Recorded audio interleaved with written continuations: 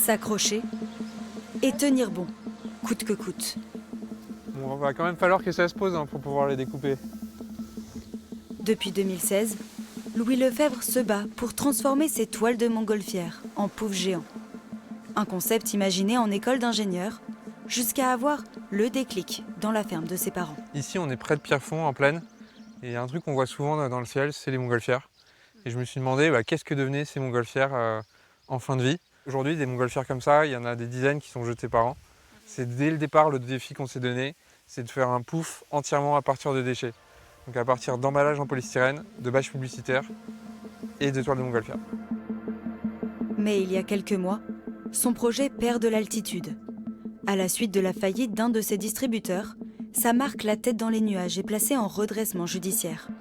Son ultime recours pour la sauver, une vidéo postée en janvier.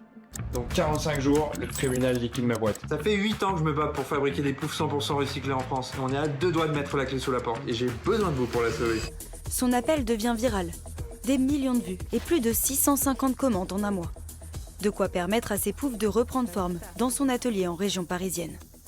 J'y crois depuis le début, donc je me disais qu'on avait cette chance d'y arriver. Mais quand même, c'est toujours surprenant quand on voit qu'on arrive à faire 1 an de chiffre d'affaires en un mois grâce à une vidéo. C'est magnifique. Et donc dans 3 semaines, on aura fini toutes les commandes depuis janvier. Pour sortir du redressement, Louis et son équipe comptent sur de nouvelles idées. Ça, c'est le Aigo, on va le faire pour la mairie de Paris. Les poufs viennent d'entrer dans le catalogue d'achat des collectivités. Chaque commune de France va pouvoir commander des poufs pour les écoles, pour les différentes institutions publiques dans toute la France. Donc c'est un énorme marché qui a été mis en place et donc qui va pouvoir pérenniser notre production. Pérenniser aussi l'esprit solidaire de l'entreprise.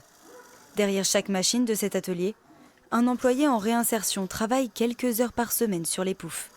Avec ce fil, Colette fabrique les sous-housses.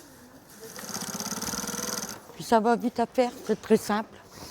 Et ça nous permet de nous changer les idées quand on les fait. On a vraiment la tête dans les nuages avec. Malgré les sourires, le ciel n'est pas encore dégagé. L'avenir des montgolfières se jouera au tribunal le 7 juillet prochain. En attendant, Louis veut toujours croire en son rêve.